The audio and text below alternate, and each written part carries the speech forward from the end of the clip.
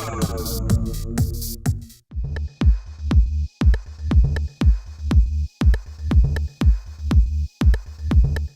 HTC radar houses a 1 GHz Scorpion processor. Here we have the Omnia W, which comes in with a 1.4 GHz Scorpion processor. Clearly, the winner is the Omnia W. The radar here, moving on to display, has a 3.8-inch LCD display with a screen resolution of 480 by 800 pixels and a pixel density of 246 pixels per inch. The LCD display is good, but not as good as the AMOLEDs that HTC used before.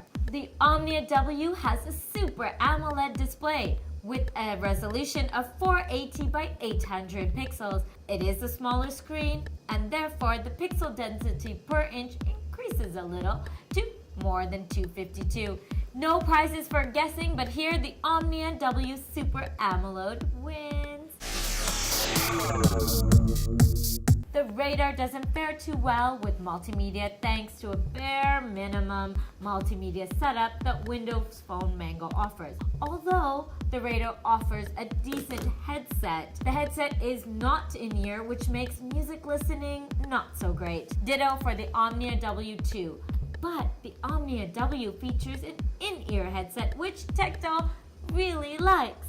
The lack of volume controls and track switching, though, makes the Omnia's headset really not so good. So, in terms of multimedia, it's a draw. Moving on, the HTC radar is made of premium materials and looks super sleek and super classy. The Omnia W has a brushed aluminum back, but the phone really feels plasticky and feels like it's shoddily designed. Although the shape of the phone is nice, the colors and the materials used are quite tacky looking. This is definitely not how a Windows Mango phone should look like. So the winner here, it's the HTC radar. In fact, the difference is so much that you wouldn't even mind paying the extra $100 for the radar. The HTC radar screen is somehow more fluid and the user experience is just delightful.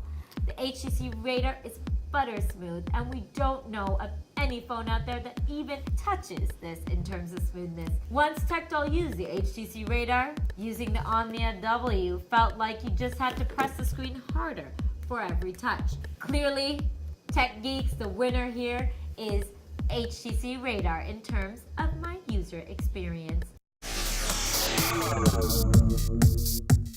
Techdoll knows we all love taking pictures, so let's check out the camera quality. Camera quality on the HTC radar is decent at best. The camera quality on the Omnia W doesn't even feel like a phone with a 5-megapixel camera should, and with an autofocus. It's quite disappointing. Although the specs for both cameras are about the same, optically, photographs are all about the feel. Both cameras are bad performers, but the HTC radar is slightly better than the Omnia W. After all, on paper, both the phones have similar specs.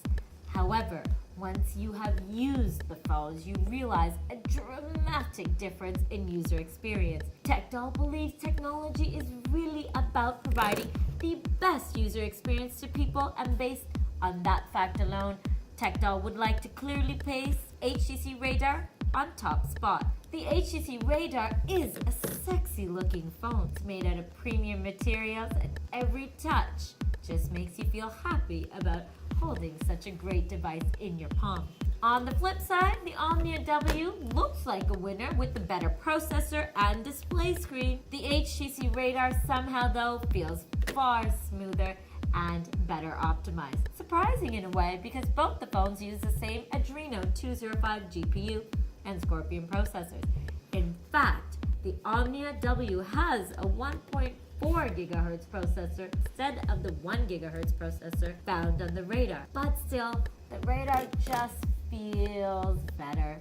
The Omnia W offers a user experience where the OS and the entire phone experience is extremely fluid, but the touchscreen sensitivity is just too low. Here, the HTC radar leads by a huge margin.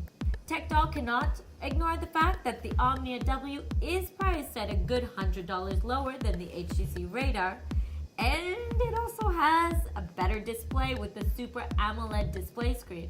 If these factors mattered to you, you could pick the Omnia W. So which one would Techdoll recommend?